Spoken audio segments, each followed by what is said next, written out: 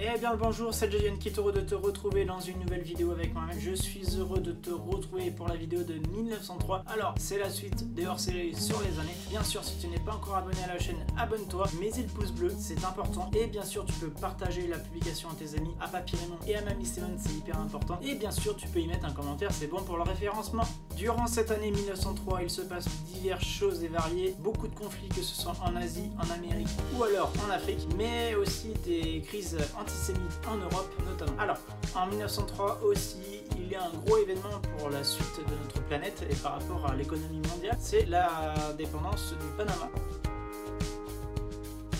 Le Panama devient indépendante de la Colombie et qui va permettre bien sûr la suite des travaux commencés précédemment au niveau du canal de Panama et qui va servir notamment à l'économie mondiale, car aujourd'hui on traverse l'Atlantique Pacifique comme ça.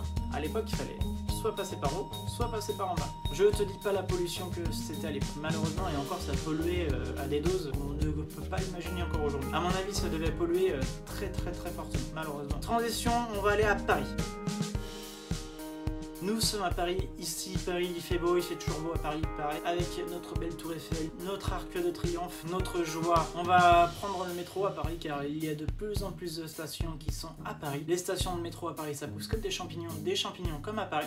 Champignons de Paris, si t'as la référence, dis-le moi en commentaire, c'est bon les champignons.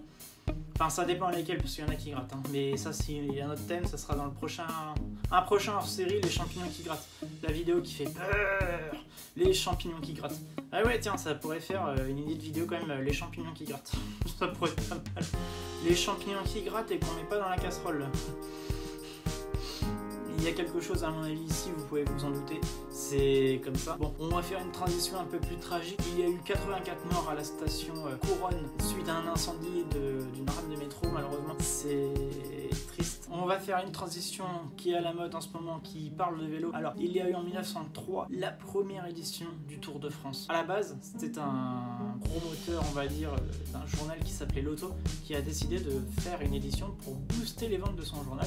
C'est pas bête, hein, l'idée elle est pas bête, hein. Au moins tu crées un événement sportif, d'une, t'améliores le cardio des gens et ça crée de l'espoir et du bonheur dans tout le pays, et qui fait que la France a eu son Tour de France. Mais il y a eu d'autres tours comme le Tour d'Italie, le Tour d'Espagne, mais par exemple le Tour de France a été interrompu pendant la Seconde Guerre mondiale et pendant la Première Guerre mondiale. Alors c'est pas du tout dans l'ordre, mais c'est pas si grave que ça, car aujourd'hui l'auto s'appelle à peu près l'équipe, car l'équipe a été fondée sur les bases de l'auto en 1946. L'auto a vu sa disparition suite à la participation active pendant la Seconde Guerre mondiale de sa revue. Alors à l'époque c'était un peu limite, la presse en France pendant la Seconde Guerre mondiale ils ont décidé de tout stopper, on arrête tout, on reprend sur des bases solides et c'est reparti, et du coup on a l'équipe aujourd'hui.